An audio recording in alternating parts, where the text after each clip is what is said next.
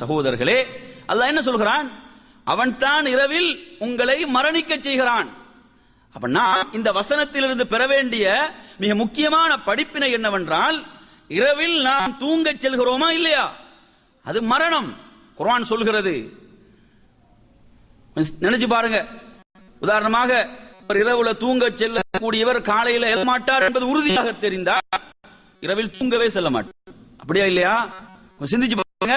அல்லாஹ் சொல்கிறான், இரவில் அவன் தான் உங்களை மரணிக்க செய்கிறான். இதை இன்னும் தெளிவாக பார்க்கலாம்.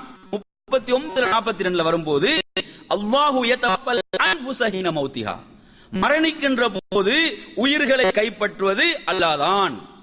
வல்லதி லம் தமுத் ஃபீ மனாமிஹா, மரணிக்காமல் இரவுல தூங்க செல்கிறீர்களா இல்லையா, அப்போது உயிரை கைப்பற்றுவதும் அல்லாஹ்தான். ரெண்டு இடத்திலும் மரணிக்கின்ற போதும் சரி, இரவில் நீங்கள் தூங்க செல்கின்ற போதும் சரி, உயிர்களை கைப்பற்றுவது அல்லாஹ்தான் என்று அல்லாஹு தஆலா சொல்கிறான்.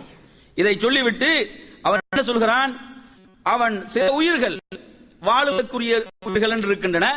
ஃபயம்சிகுல்லதி கஃபா அலைஹல் மௌத், யார் அதோடு அவர கதை முடியுதோ, அவர வாழ்நாள் முடியுதோ, அந்த உயிர்களை தன்னோடு வைத்துக் கொள்கிறான். குர்ஆன் சொல்லுது. பார்க்கிறோமா இல்லையா?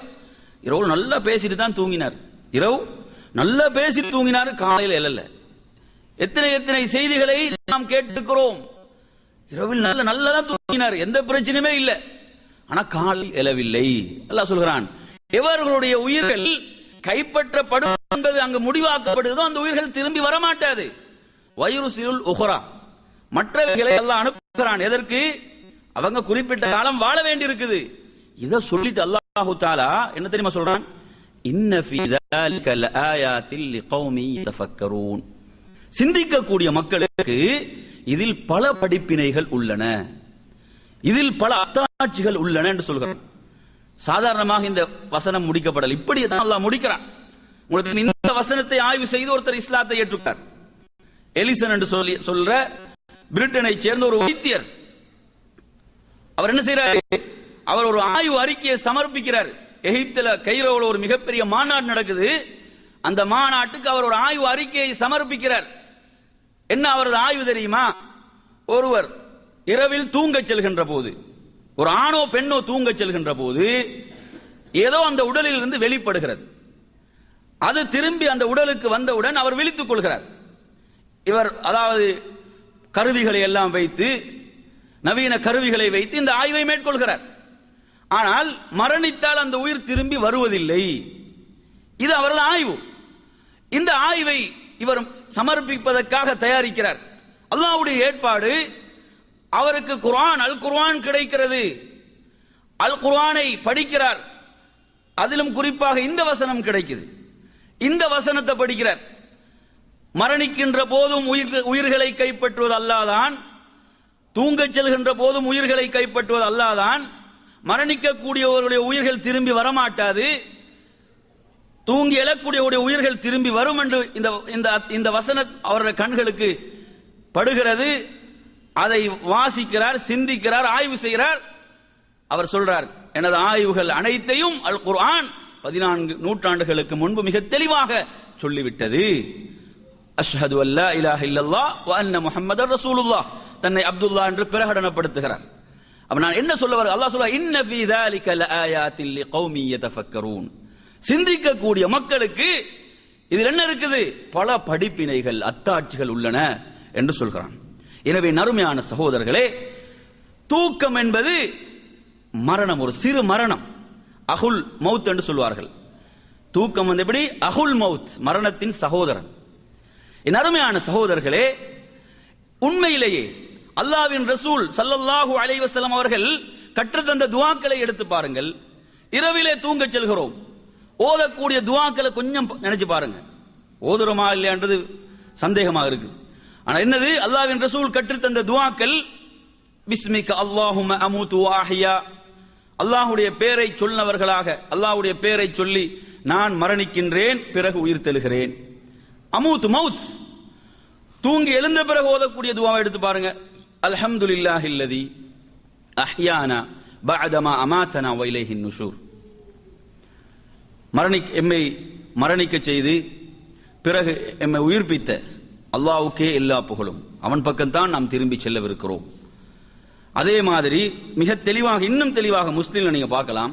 அபூ ஹுரைரா ரலியல்லாஹு அன்ஹு ரிவாயத் செய்யக்கூடிய ஹதீஸ், அல்லாஹ்வின் ரசூல் ஸல்லல்லாஹு அலைஹி வஸல்லம் சொல்கிறார்கள், நீங்க இரவுல தூங்க செல்கின்ற போது அல்லாஹ்வின் ரசூல் இரவில தூங்க செல்வார்கள் என்று சொன்னால் என்ன சொல்வார்கள்? பிஸ்மிக ரப்பி வதஅது ஜன்பி வபிக அர்ஃபஉஹு இன் அம்சக்த நஃப்ஸி ஃபர்ஹம்ஹா வ இன் அர்ஸல்தஹா ஃபஹ்ஃபத்ஹா பிமா தஹ்ஃபது பிஹி இபாதக ஸாலிஹீன் என்று சொல்வார்கள். அல்லாஹ்வுடைய பெயரை சொல்லி, உனது பெயரை கொண்டு எனது விலாப்புறத்தை நான் வைக்கிறேன், உனது பெயரை சொன்னவனாகவே பிறகு விழிக்கின்றேன், எழுகின்றேன். இன் அம்சக்த நஃப்ஸி, எனது உயிரை நீ கைப்பற்றி கொண்டால், எனது உயிர் திருப்பி அனுப்பப்படாமல் கைப்பற்றி கொண்டால், அதை நீ கைப்பற்றினால் ஃபர்ஹம்ஹா, அதற்கு நீ அருள் புரிவாயாக, அதற்கு நீ கருணை காட்டுவாயாக. வைன் அர்ஸல்தஹா, அதை நீ திருப்பி அனுப்பினால், குறிப்பிட்ட காலம் இருக்கிறது, அல்லாஹ் ஏற்படுத்திய காலம், அதுவரை வாழ்வதற்காக திருப்பி அனுப்பினால் ஃபஹ்ஃபல்ஹா, பாவங்களை விட்டு அதை பாதுகாத்து விடுவாயாக. எப்படி உனது அடியார்களை பாவங்களை விட்டு பாதுகாப்பாயோ அதுபோன்று எனது நஃப்ஸை பாதுகாப்பாயாக என்று ஓதுவார்கள். அல்லாஹ்வின் ரசூல் இதை ஓதுமாறு சொன்னார்கள். மற்றொரு ஹதீஸை பார்க்கலாம். பரா இப்னு ஆஸிப் ரலியல்லாஹுடைய ஹதீஸ், புகாரியுடைய ஹதீஸ். அல்லாஹ்வின் ரசூல் சொல்கிறார்கள், அவங்க ஒரு மனிதருக்கு வசியத்து செய்தாங்க. அவுசா ரஜுலன், ஒரு மனிதருக்கு அல்லாஹ்வுடைய ரசூல் வசியத் செய்கிறார்கள், நீங்க தூங்க சென்றால் அல்லாஹும்ம அஸ்லம்து நஃப்ஸி இலைக் வஃபவ்வல்து அம்ரி இலைக் வவஜ்ஜஹது வஜ்ஹி இலைக் வஅல்ஜஅது ظهري இலைக் ரகபதன் வரஹபதன் இலைக் லா மல்ஜஅ வலா மன்ஜா மின்க இல்லா இலைக் ஆமன்து பிகிதாபிக அல்லதி அன்ஸல்த் வபிநபியிக அல்லதி அர்ஸல்த். இதை நீங்கள் சொல்லித்தான் இரவில் தூங்க செல்ல வேண்டும். இதை சொல்லுங்க. என்ன? எனது நஃப்ஸை, யா அல்லாஹ், எனது நஃப்ஸை நான் உன்னிடம் ஒப்படைக்கிறேன், உனக்கு முழுமையாக கட்டுப்பட்டவனாக ஒப்படைக்கிறேன். அப்ப கொஞ்சம் சிந்திச்சு பாருங்க. ஒவ்வொரு நாள் இரவிலும் உயிர் கைப்பற்றப்படுது என்று சொன்னா அந்த உயிர் திரும்பி வருமா என்பதற்கு என்ன உத்தரவாதம், என்ன நிச்சயம்? சிந்திச்சு பாருங்க. அப்ப நாம் எப்படி நமது உயிர்களை திருப்பி அல்லாஹ்விடத்தில் ஒப்படைக்க வேண்டும்? யா அய்யத்துஹன் நஃப்ஸுல் முத்மஇன்னா இர்ஜிஇ இலா ரப்பிகி ராதியத்தன் மர்திய்யா. அல்லாஹ் எப்படி சொல்கிறான்? ஒவ்வொரு நஃப்ஸையும் அழைத்து அல்லாஹ் என்ன சொல்கிறான் தெரியுமா? திரும்பி வருகின்ற போது நீ அல்லாஹுவை பொருந்திக் கொண்ட நிலையிலும், அல்லாஹ் உன்னை பொருந்திக் கொண்ட நிலையிலும் தான் திரும்பி வர வேண்டும். இரவுல தூங்க செல்லும் போது எப்படி செல்ல வேண்டும் என் அருமை சகோதரர்களே? எந்த பாவமற்றவர்களாகத்தான் செல்ல வேண்டும். எந்த பாவமற்றவர்களாக, அனைத்து பாவங்களுக்கும் மன்னிப்பை பெற்றவர்களாக நமது நஃப்ஸ் ஒப்படைக்கப்படுதா, எமது உயிர் கைப்பற்றப்படுதா?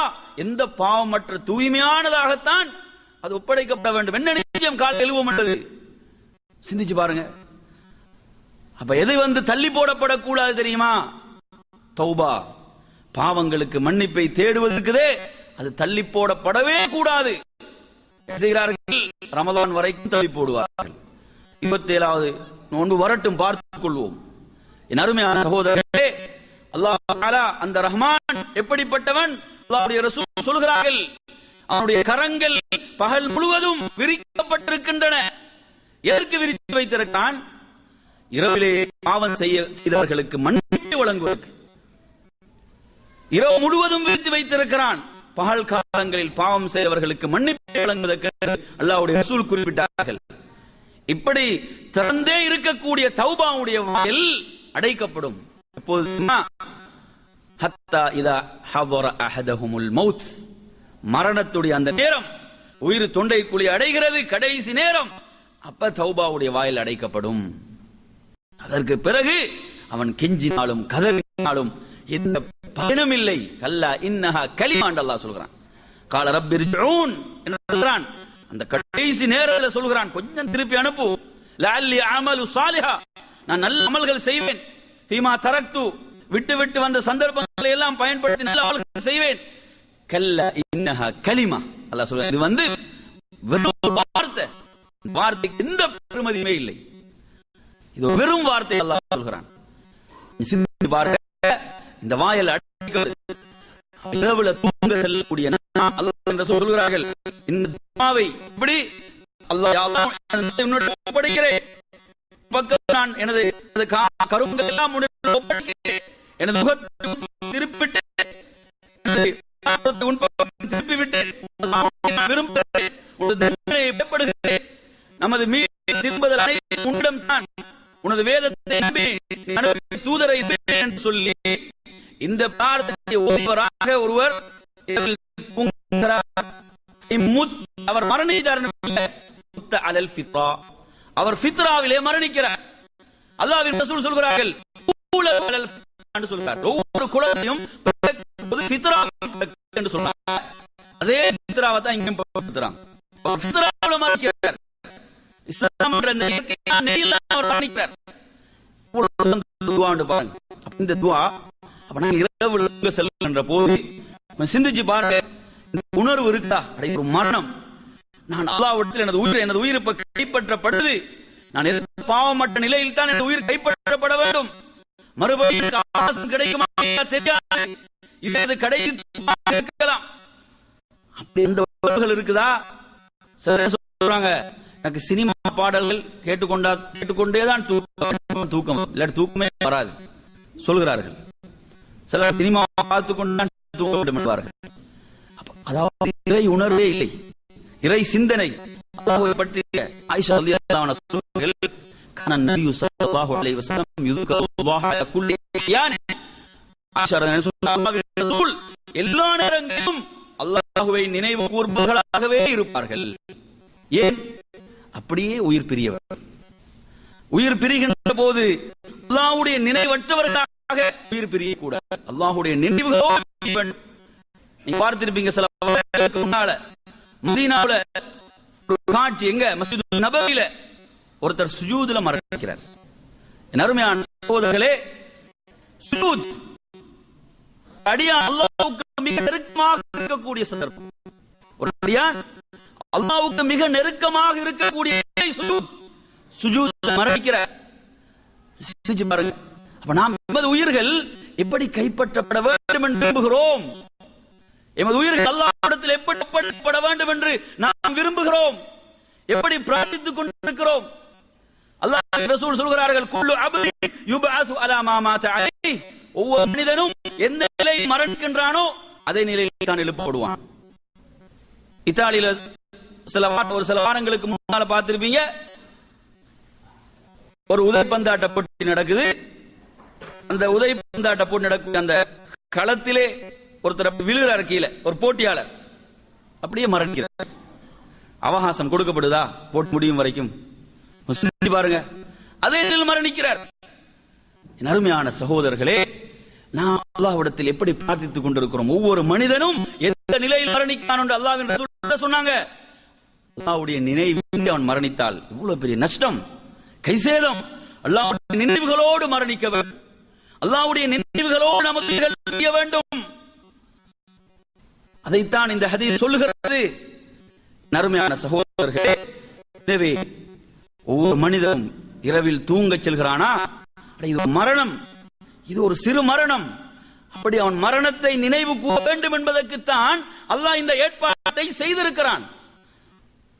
அடுத்து நீங்க எடுத்து பாருங்க, ஒரு மனிதன் மரணத்தை நினைவுபடுத்திக் கொள்ள வேண்டும் என்பதற்கு அல்லாஹு தஆலா என்ன செய்கிறான்? நோய் எடுத்து பாருங்க. நோய் என்பது ஒவ்வொரு மனிதனுக்கும் நோய் ஏற்படுகிறது. அல்லாஹ்வின் ரசூல் கடைசியில எந்த நோய் அவங்களுக்கு பீடித்ததோ அதே நோயிலே மரணிக்கிறார்கள். நோய் என்பது எதற்கு செய்தி? மரணத்தை நாங்கள் நினைவூட்ட வேண்டும், நினைவுபடுத்திக் கொள்ள வேண்டும். பெரும்பாலும் அதிகமானவர்கள் நோயிலே மரணிக்கிறார்கள், பார்க்கிறோமா இல்லையா? நோய் என்பது என்ன? மரணத்துக்கு முதல் வரக்கூடிய ஒரு செய்தி அது. அப்ப தயாராகின்றோமா? நோய் என்று வரும்போது, நோய் சிலரை பார்த்தீங்கன்னு சொன்னா அவன் அல்லாஹ்வை அஞ்சி அல்லாஹ்வை நினைத்து வாழ தயாரில்லை. நோயிலும் பாவம் தான் செய்யறான், நோயிலும் பாவம் செய்து கொண்டிருக்கிறான். நோயுடைய நேரத்திலாவது அல்லாஹ்வை நினைவு கூறுவோம் என்று நினைவு கூறுறானா? நோயுடைய நேரத்திலாவது தொழுகின்றானா? மற்ற அனைத்தையும் செய்வான், தொழுகை செய்ய மாட்டான்.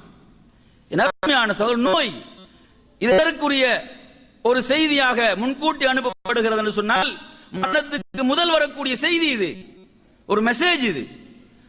அதே போன்று எடுத்து பாருங்கள், மனித வாழ்க்கையில அவன் சந்திக்கக்கூடிய முதுமை, அவனது நரம்புகள் தளர்ச்சி அடைகின்றன, கண்களுடைய பார்வைகள் குன்றி போகின்றன, பலவீனம் அடைகின்றன, முடிகள் நரைக்கின்றன, இதெல்லாம் எதற்குரிய செய்திகள்? மரணத்துக்கு முதல் வருகின்ற மெசேஜ்கள் இவைகள். முடி நரைச்ச உடனே செய்யறாரு, கருப்பு அடிச்சிருக்க, கருப்பு டைய. ஏண்டா விரும்புறதில்லை, அந்த செய்தி எதுவும் வரக்கூடாது, அந்த செய்தி எதுவும் செய்ய விரும்புறதில்லை. அருமையான சகோதரர்களே, ஹராம், கூடாது. அல்லாஹ்வின் ரசூல் கருப்பை தடுத்தார்கள். அப்படியான செய்திகள் முன்கூட்டி அனுப்பப்படுது. எல்லா செய்திகளையும் புறக்கணிக்கிறார். மெசேஜ்கள் வருது, முன்கூட்டி அனுப்பப்படுகின்ற மெசேஜ்களை எல்லாம் புறக்கணிக்கிறார், எல்லாம் அலட்சியப்படுத்துறாரு. இதுவரை ஹத்தா ஜூதுமுல் மகாபிர் சொல்கிறான், இதுவரை அவர்களை சந்திக்கின்ற அந்த மரணிக்கின்ற கடைசி நேரம் வரை எப்ப தௌபாவுடைய வாயில் அடைக்கப்படுமோ அப்பதான் ஷைத்தான் விடுவான். எப்ப விடுவான்? இப்ப தௌபாவுடைய வாயில் அடைக்கப்பட்ட பிறகு ஷைத்தானுக்கு எதுவும் வேலை இருக்கா? அப்ப விட்டுருவான் ஷைத்தான். அப்பதான் அவர் விழிச்சு கொள்வார். விழிச்சு கொண்டு என்ன சொல்வார்? யா அல்லாஹ், கொஞ்சம் சந்தர்ப்பம் தா, ஒரு அவகாசத்தை தா, சிறிய ஒரு சந்தர்ப்பத்தை தா, திரும்பி சென்று நற்காரியங்கள் செய்வேன். நடக்குமா இது? அல்லாஹ்வுடைய சுன்னாவுல வழிமுறையில் இது இருக்குதா? அதனாலதான் அப்ப முன்கூட்டியே இவை சொல்கிறேன். முன்கூட்டி அல்லாஹ் சொல்கிறான், என்ன எல்லாம் நடக்கும் அல்லாஹ் கேட்கிறான். வமன் அஸ்தகு மினல்லாஹி கீலா, அல்லாஹ்வை விட உண்மை சொல்லக்கூடியவர்கள் வேறு யாரும் இருக்கிறார்களா? அல்லாஹ் கேட்கிறான். அடே, அல்லாஹ் சொல்வதெல்லாம் உண்மை. நீ மரணத்துக்கு முன்னால் எப்படியான நிலைகளை எல்லாம் சந்திப்பா என்பதை அல்லாஹ் முன்கூட்டியே சொல்கிறான். அதையெல்லாம் அவர் செவியேற்க தயாரில்லை, அவைகளுக்கு பதிலளிக்க தயாரில்லை.